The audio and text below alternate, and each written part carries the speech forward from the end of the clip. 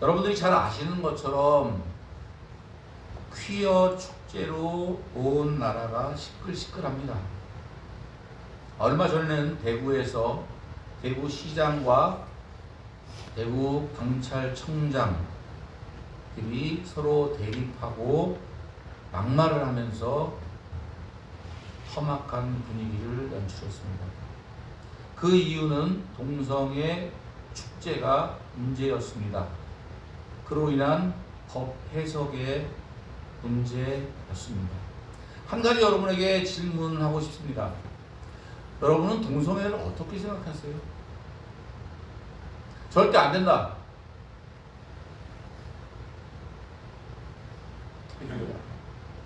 태교야. 정신을 차려라. 내리세요.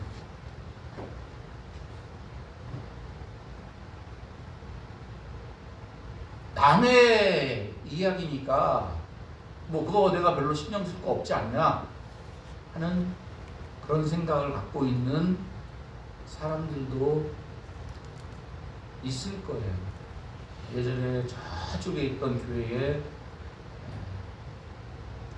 봉사들은 그렇게 얘기하는 사람들도 있었습니다. 어제는 서울시에서 서울광장을 그 축제 장소로 허가를 안 해주어서 다른 장소로 옮겨서 기어이 축제를 했습니다. 그리고 서울시장을 조롱했습니다. 저는 서울시장 편이 아닙니다. 감히 서울시장을 조롱하다니 이런 뉘앙스의 말이 아닙니다. 많은 진보 언론의 논조들도 역시 그와 같은 맥락이었습니다. 성소수자의 권리를 보장해줘야 한다는 것입니다. 더 속상한 것은 선진국이라고 하는 나라에서 외국 대사관들 직원들이 와서 이에 동조하고 그 축제에 참여하고 격려하는 것이었습니다. 마치 동성애를 인정하고 그들의 권리를 보장해 주는 것이 앞서가는 그러한 생각이고 가치라고, 그리고 그것을 반대하는 사람들은 인권을 무시하고 보수적이고 폐쇄적이고 또 그 사람들이 얘기하는 혐오적인 사고를 가진 사람들이라고 대비되는 것 같아서 더 많이 가슴이 아팠습니다. 얼마 전 설교했던 것처럼 결혼하지 않은 여자가 다른 남자의 정자를 기증받아서 인공을 수정하는 말씀을 드렸을 겁니다. 그러면서 걱정을 했죠. 이게 허용이 되면 앞으로 이런 일이 벌어질 겁니다. 걱정됩니다. 말씀을 드렸는데 드디어 뉴스가 나왔습니다. 여자 동성애자 커플 그 중에 한 사람이 벨기에에서 정자를 기증받아서 임신을 했습니다. 그래서 이제 아이도 낳고 온전한 가정을 이루어서 살아가게 됐다. 아주 기쁘게 환하게 웃는 모습으로 사진을 찍었습니다. 그 사진을 찍은 장소는 우리나라의 대표적인 천주교의 장소 명동성당 입구에서 찍었어요. 왜냐하면 자기들은 그곳에서 결혼식을 하고 싶었는데 교회에서 허락하지 않아서 하지 못했기 때문에 명동성당 입구에서 사진을 찍었다고 했습니다. 그리고 남자 동성애자 커플들도 함께 사진을 찍었습니다.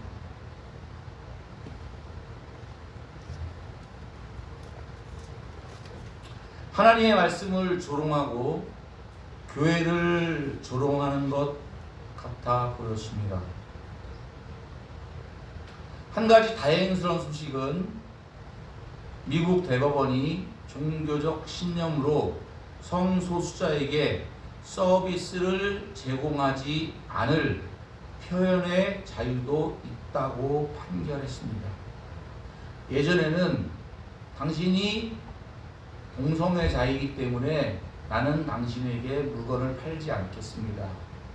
또는 어떠한 거래를 서비스를 제공해달라고 이야기할 때에 나는 당신과 거래나 그 일을 해주지 않겠습니다 이야기하면 그 사람들의 인권을, 사회적 권리를 무시했다고 차별금지법으로 처벌을 받아서 벌금형을 받을 수도 있고 징역형을 받을 수 있습니다. 그래서 어떤 사람이 대법원에 재판을 헌의를 했습니다.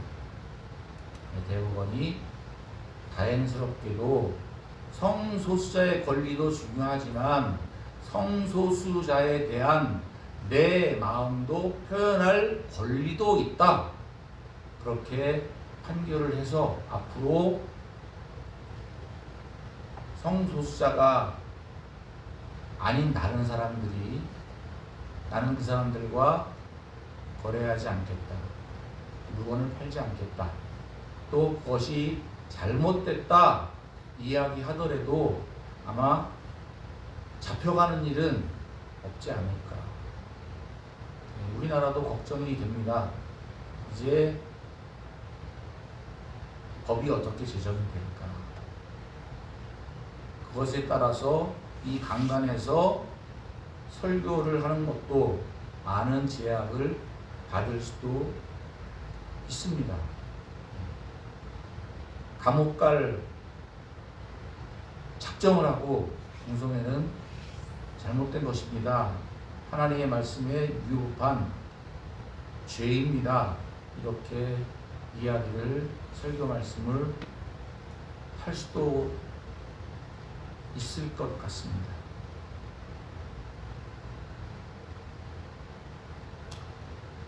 미국 교회도 난리입니다. 미국 연합 감리교에서 동성애자들을 동성혼을 받아들여도 된다 하는 측과 받아들이면 안 된다 하는 측이 나뉘어서 분열이 되고 있습니다. 그래서 어떤 교회는 동성애자, 동성혼에 대해서 인정을 하자고 말하는 목사를 내쫓고 그렇지 않은 목사를 세우기도 하고 많은 보수적인 그런 가치를 가진 교회들이 그 감리 교단에서 탈퇴하는 그러한 일들도 지금 일어나고 있습니다. 이러한 사안들을 보면서 오늘 봉독한 하나님의 말씀이 떠오릅니다.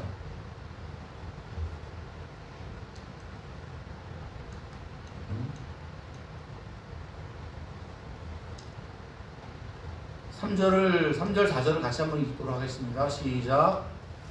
그리하여 내게 죄를 보게 하시며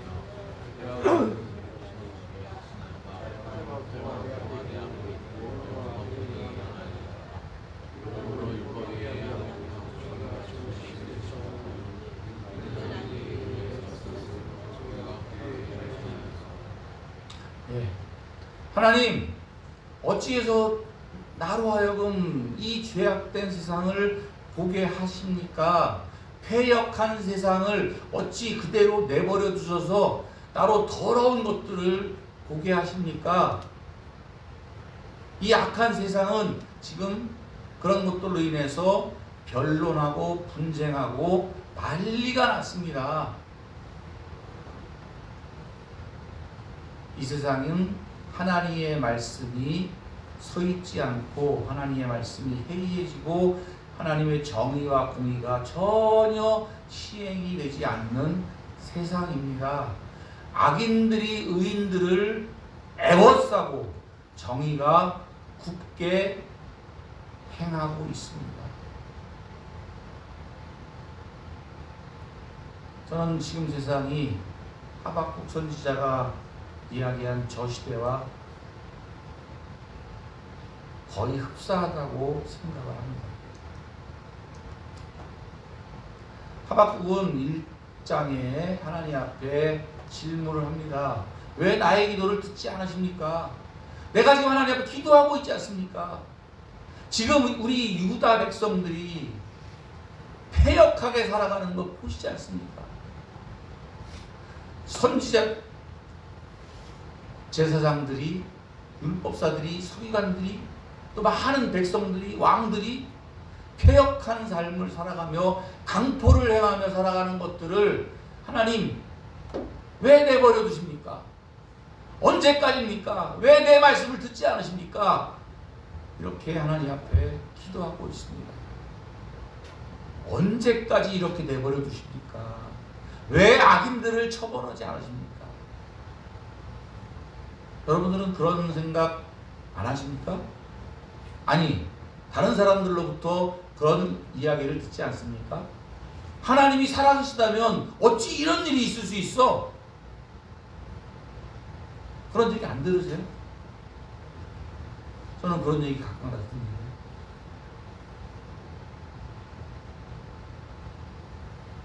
그리고 두 번째 질문이 어찌하여 악인들로 하여금 주의 백성을 벌하시나이까? 이스라엘 백성들이 마침내 그 패역한 또 강포를 행하는 것을 하나님께서 더 이상 묵과하지 않으시고 그 백성들을 벌하시는데 그 채찍을, 그 몽둥이를 어떤 것으로 사용하시느냐? 하나님이 짠 나타나셔서 막 불뱀을 보내시고 그냥 막 몽둥이로 하나님께서 그냥 때려치시고 지팡이로 막대기로 그냥 예수님이 오셔가지고 막 풀교 패면서 정신 차리라고 매를 치면 좋을 텐데 하나님이 직접 행하시는 게 아니라 하나님의 몽둥이는 바벨론이라는 이방 나라였습니다. 하나님을 알지도 못하고 하나님을 섬기지도 않고 이방신들을 섬기는 저 패역한 저들로 하여금 우리들을 때리십니까? 그래도 우리들은 하나님의 백성 아닙니까? 저들은 지금 힘이 강력해져서 온 세계를 집어삼키고 온 나라를 집어먹고 있습니다. 하나님, 이게 맞는 겁니까? 하나님 앞에 기도하고 있어요.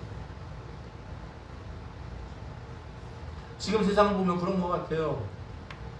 저나 여러분들이나 소시민들, 아무런 힘이 없는 사람들은 참 불쌍한 것 같습니다. 몇몇 세도가, 권력가, 정치가들에 의해서 너무나 많은 사람들이 죽기도 하고 다치기도 하고 아프기도 합니다. 많은 재산을 잃어버리기도 합니다. 가정이 파괴되기도 합니다. 일일이 여러분들에게 누가 그랬고 설명하지 않아도 지금 여러분들이 조금만 생각하고 뉴스에 관심을 둔다면 제가 지금 무슨 말씀을 하는지 잘 아실 겁니다. 하나님은 드디어 하박국에게 입을 여시고 대답을 해 주셨습니다.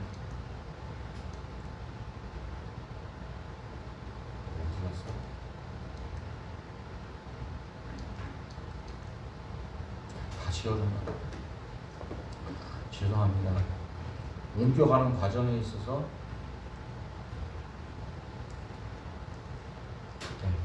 그냥 머리 아는 대로 합니다. 하나님께서는 결국 심판의 때는 올 거야. 걱정하지 마로. 조금 늦어질지는 모르지만 지체될지는 모르지만 그날은 반드시 올 거야.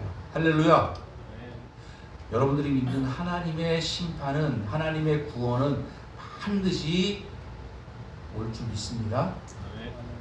여러분들이 예수 믿는 것이 헛되는 것이 아니에요.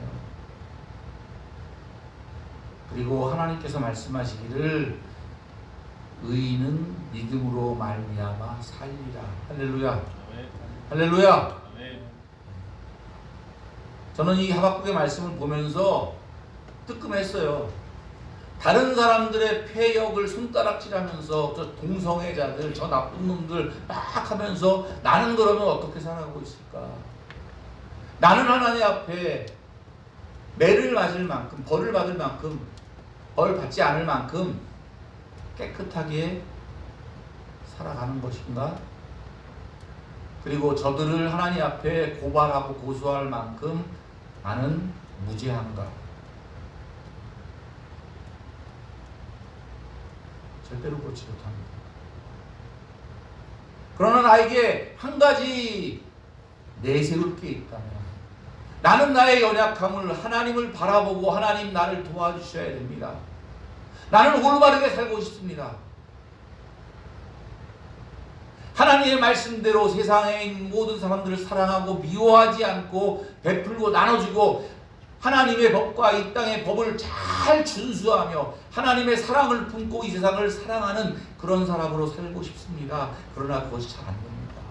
넘어질 때도 많고 쓰러질 때도 많습니다. 그것이 아파서 괴로울 때가 너무도 많습니다. 그래서 주님을 바랍니다. 하나님은 우리에게 완벽한 삶을 살라고 말씀하지 않으시고 믿음으로 살라고 말씀하십니다. 할렐루야. 네. 할렐루야. 네. 의인은 믿음으로 말미암아 삽니다. 끝까지 세상과 싸우는 겁니다. 비록 내가 넘어지고 깨어져서 무릎을 다치고 손도 다치고 코고 깨지고 하지만 질그릇같이 약해서 바닥에 떨어지면 박살나지만 그래도 다시 한번 주님 앞에 무릎 꿇고 기도하며 다시금 일어설 수 있는 것이 우리 믿음의 사람들, 그리스도의 제자들, 하나님의 자녀인 것을 믿습니다. 어느 누가 하나님 앞에 섰을 때에 나는 세상에 살면서 요만큼도 죄를 저지르지 않고 살았습니다, 이렇게 얘기할 수 있겠습니까? 그러나 하나님은 우리에게 말씀하고 계십니다. 의인은 믿음으로 말미암아 살리라.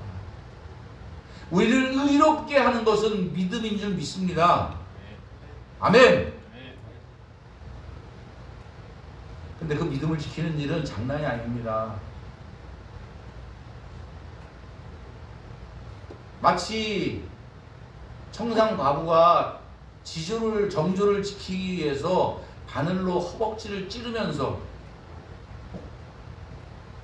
대꼬챙이로 허벅지를 찌르면서 그 정조를 지키는 것처럼 하나님, 나도 세상과 지금 싸우고 있습니다.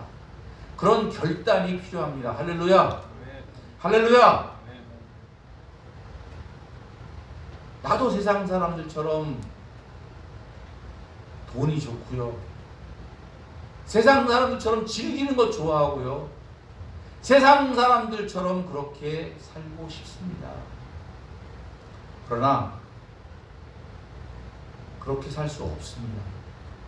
왜냐하면 하나님께서 그것을 원하지 않기 때문입니다. 그런 것들이 내 마음속에서 올라올 때마다 주님을 바라보고 내 안에 계신 주의 성령으로 그것들을 이기며 살아가기를 하나님 앞에 기도합니다. 저는 여러분들이 그렇게 살았으면 좋겠습니다. 오늘 여러분들이 같이 예배드리며 말씀을 들을 때에 하나님, 나도 그렇게 살고 싶습니다. 깨끗하게 온전하게 살고 싶습니다. 그러나 나는 그런 힘이 없습니다. 하나님 도와주십시오. 하나님 도와주십시오. 하나님 내 안에서 나를 변화시켜 주십시오. 그러면 하나님이 행하실 줄 믿습니다. 아멘. 하나님은 하박국은 하나님 앞에 기도했습니다. 하나님, 수년 내에 부흥을 일으켜 주시옵소서. 할렐루야. 이 땅의 모든 악함들을 바라보면서 하나님, 수년 내에 하나님 부흥을 일으켜 주시옵소서. 갑자기 이스라엘의 유대교를 믿는 사람들이 많아지는 그런 부흥이 아니라 하나님의 뜻이 이루어지는 그 부흥의 날이 이루어지게 해달라고 기도하고 있는 겁니다. 저는 우리 새생명교회도 그런 부흥의 날이 왔으면 좋겠습니다. 저도 다시 하나님의 영으로 충만해서 날마다 새로워지는 거듭난 하나님의 자녀의 삶을 살아가고, 여러분들도 그렇게 살아가고, 주의 성령으로 충만해서 누가 보더라도 와, 예수 믿는 사람 많네, 저 얼굴에 감사와 기쁨이 넘치네, 행복하게 보이네, 그런 말을 들을 수 있길 바랍니다. 할렐루야. 요즘에 여러분들이 쳐보셨나 모르겠어요. 에즈버리 대학의 부흥이라고. 요즘에 2월달인가 그 에즈버리 신학교 대학에서 채플 시간 다음에 부흥이 일어났어요. 20-30명이 모여서 기도하기 시작했습니다. 왜냐하면 담임 목사님이 하나님의 사랑을 모르는 자는 알 때까지 떠나지 말고 기도합시다, 기도했어요. 말했어요. 그 말씀을 듣고 그래도 꽤 많이 들어가는, 한 몇천 명 들어가는 예배당이었던 것 같은데 한 20-30명이 앉아서 기도하기 시작해요. 그런데 하나님 성령께서 역사하셔서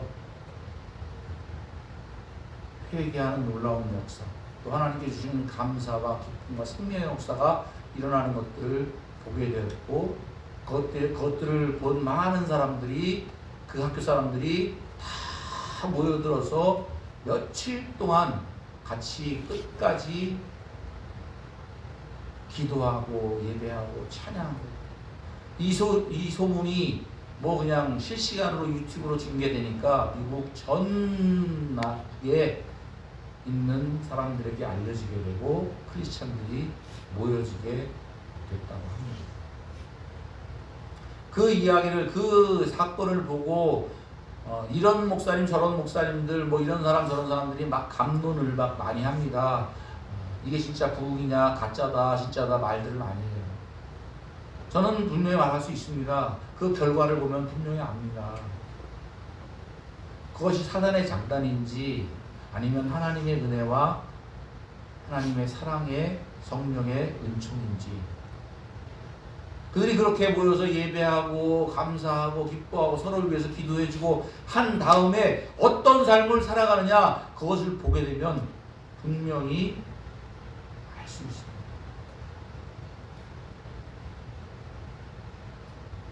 저는 우리 새생명교회에 여러분들이 예배 드릴 때마다